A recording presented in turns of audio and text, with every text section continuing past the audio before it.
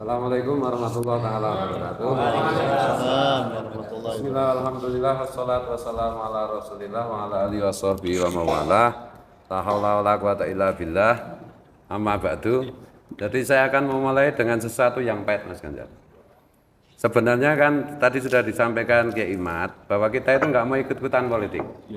Karena waktu itu kita yakin Mas Ganjar itu jadi presiden. Ya. Masalahnya itu begini Mas Ganjar. Jadi saya cerita dikit ya latar belakang. Pada 2014 saya nggak dukung Pak Jokowi. Kenapa? Saya tahu Pak Jokowi akan menyakiti PDI. Itu saksinya mantan Bupati Bantul Mas Idham Samawi. Nah ketika menjadi presiden Mas Idham bilang, setelah Pak Jokowi nanti Mas Ganjar yang jadi presiden.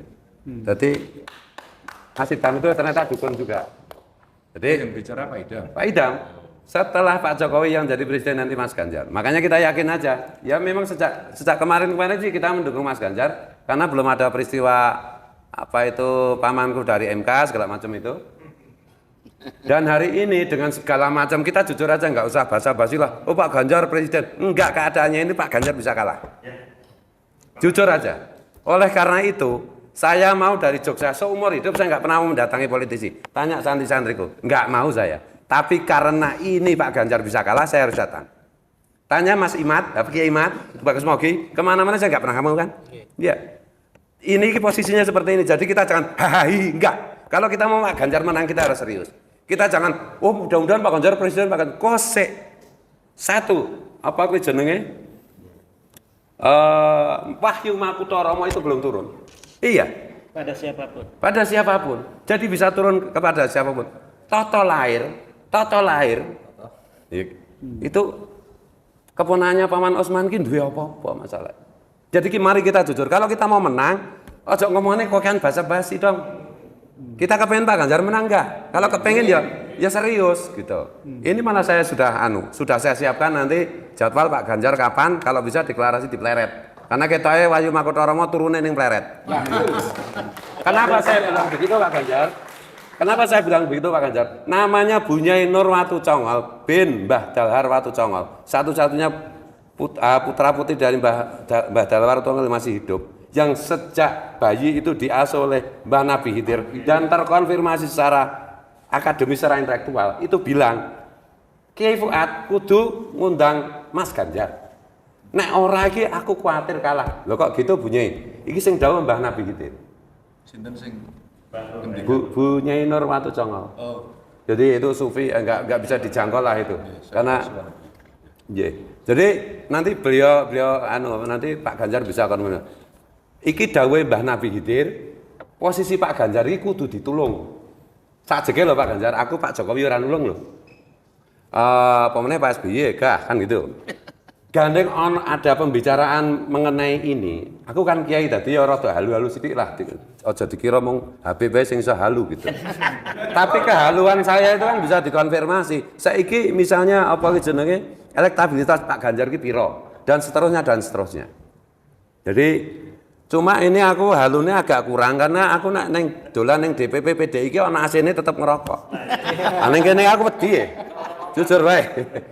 Karena Pak Ganjar orang rokok Mas. Padahal ini rokoknya Profesor Greta jadi sehat. Tapi enggak apa-apa kita hormati karena kita sedang mengupayakan Pak Ganjar untuk menjadi presiden. Oh jangan bilang Pak Ganjar pasti jadi presiden. Enggak, itu menurut saya omong kosong. Apalagi ono gerakan-gerakan piye carane Pak Ganjar orang masuk putaran kedua, ya kan? Mampus kalau nggak bisa masuk putaran kedua. Yang ditakuti oleh keponakannya si Paman itu kalau Pak Ganjar masuk putaran kedua. Sing dibuntuti Pak Ganjar kan, sing dibuntuti karo ponakane Paman Osman itu kan Pak Ganjar terus. Mbok jujur aja kita ngomong kayak gitu. Ya. Gitu loh. Oleh karena itu, mari kita satukan simpel-simpel. Jadi gini Pak Ganjar. Iki sebagai kiai iki mung terkenal ning YouTube kabeh, asli. Iya. Kita itu bukan tipe yang tukang pidato ning pinggir dalan apa kiai ngamen itu enggak gitu. Kita bukan abdi dalam oceh-ocehan bukan. Tapi masa kita itu tersebar dari apa jenenge dari Aceh sampai Papua. Dan ini kalau dikumpulin itu baru 3 minggu yang lalu tuh algoritma YouTube itu mengatakan bahwa topik nasab yang kita omongkan itu kalah karo topik Pilpres. Iya Pak Ganjar. Jadi bisa diperiksa lah nanti. Itu ya. Jadi mari kita satukan. Jadi misalnya saya orang Jogja, belum tentu orang Jogja cocok dengan saya. Tapi orang Papua, orang Kalimantan, orang jenenge Sumatera cocok. Kiai Imat kini Banten ora patek terkenal. Oh nyatane bojone ming loro. Nah itu lah. Nek terkenal banget di bojone papat. Ya. Sorry Pak Ganjar ini. Kalau soal bojo dia itu junior saya. Bojoku papat toh. Banyak belajar gitu. Jadi gini Pak Ganjar, apalagi ada isyarat lain lagi, Kak Moh Abuya Mutati. Jadi ibune Kak Moh itu kan bude saya. Kak Moh kayak orang tahu-tahu nih ngomong tentang pilpres macam-macam. Baru kali ini kan secara terang-terangan Pak Ganjar belum datang, aku milih Ganjar. Ditekani ponakane si paman, aku tetap milih Ganjar loh. Bagiku ada dua orang yang bukan secara akademis saja konfirmasinya, tetapi secara mistis gitu ya. Ada yang laki-laki namanya Kak Mutati atau Abuya Mutati, kemudian ada Bu Nyai Nur, dan sama-sama gelisah nek Pak Ganjar orang menang. Masa aku santri Kiai Junior orangnya wangi, ya kualat aku. Jadi gitu Pak Ganjar. Perkara nanti Pak Ganjar dadi presiden, ora sah tepung aku. Gitu loh. Wong aku ora penting gitu. Aku golek bojo meneh soal program. Jadi kalaupun terkait dengan isu ini ya, terkait dengan isu nasab, teman-teman itu hanya memohon. Indonesia kan negara besar. Terus kemarin-kemarin sama Pak Jokowi itu, uang BRIN itu kan curhat sama saya. Dana penelitian kan mau pirang triliun Pak. Ngantek tisu iuran arep tuku tisu kantor. Kan itu, mbok BRIN ini kayak idolanan digawe ke laboratorium tes DNA. Wong murah kok. Orang ngantek 100 miliar itu Pak untuk kelas mini lah. Untuk kelas Indonesia mungkin ya ora ngerti aku hitung-hitungannya ya. Aku ora ngitung dit, ora tau dit. Intinya itu, nek kita mau melayani Pak Ganjar, tes DNA iki siji. Men orang ngaku-ngaku nabi, wong keturunan Yahudi, Kajar, Yahudi KW itu Pak, bukan Yahudi asli itu. Dr. Arikim itu Yahudi asli itu. Suku 1 sampai 2 ini suku ke-14 atau 15 ora cetha. Jadi tes DNA itu kan bukan hanya soal iki keturunan Yahudi atau keturunan Kanjeng Nabi, tetapi bisa untuk melayani kesehatan, untuk memprediksi macam-macam. Mungkin Pak Menteri kita idola saya itu bisa menjelaskan itu. Jadi iso melayani rakyat dengan berbasis jenenge data-data DNA warga negara. Jadi misalnya setiap bayi lahir itu disediakan fasilitas tes DNA. Wong murah kok Pak. Supaya nanti ini anak ini bakatnya apa, kecenderungannya piye, rentan penyakitnya apa, dan seterusnya mudah dipetakan. Ngaten nggih Pak Rohman ya. Dan yang berikutnya nek bocah kuwi maling gampang dicekel. Kan kalau di Amerika, di Inggris itu kan gitu.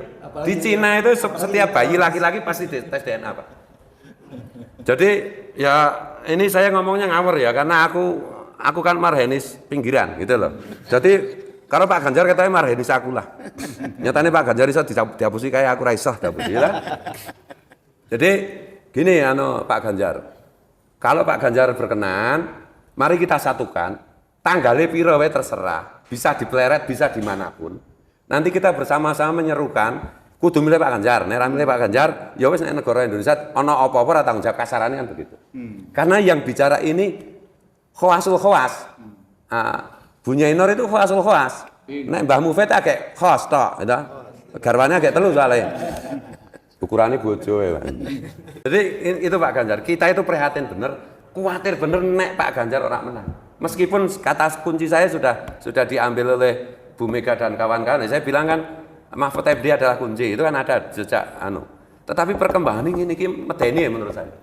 Tak pikir itu orang sebrutal ini kan loh Pak pertarungannya itu. Nek kita mau jujur loh. Jadi orang mung Fatihah, Fatihah orang nyambut kayak ora dadi. Iya, jujur baik. Jadi monggo Pak Ganjar responnya bagaimana omongan saya yang brutal kayak gini, tapi ini semata-mata karena satu, atas amanah Bu Nyai Nur saya harus membela Pak Ganjar mati-matian. Tuh. Ya. Yang kedua, yang ngancani kiai-kiai sing seneng curhat inilah. Nah, makanya saya nggak mau curhat, mosok kiai kok curhat itu, tak ece man Yuk Pak Ganjar main curhat ora kiai lah gitu. Ini humor ya Pak ya, main Jadi gitu Pak Ganjar, kita salah satu permohonannya itu yo Pak. Apa yang lain-lain itu digarap tenanan ini menurutku satu potensi karena ini makhluk aneh punya follower aneh yang harus digarap dengan maksimal. Yang kedua mohon Pak, anak Genjet itu digarap. Iki urung dadi garapane untuk anak Genjet itu. Modar ki 51% nih, Bung. Itu loh. Terus Pak Ganjar ya etok goblok apa piye? Lah wong Indonesia itu 49% ki ora lulus SD, Pak. Lah Pak Ganjar kudu luweh desa, luweh apa ya? Ya nek perlu kono joget ya Pak Ganjar salto apa piye gitu. Ini saran loh Pak Ganjar. Mohon maaf loh kalau mungkin tim pemenangan pemilu macam-macam nek tersinggung ya ora apa-apa toh. Sing tersinggung itu Pak Ganjar mungkin timnya ya ora urusan kan. Karena saya harus memastikan Pak Ganjar menang. Tapi hari ini saya belum bisa memastikan. Itu aja. Dan mohon maaf kalau banyak salah, banyak ngomong nanti kalau arep arep Pak Budon ya tak ladeni demi Pak Ganjar. Ya. Ngapunten Pak Ganjar nggih.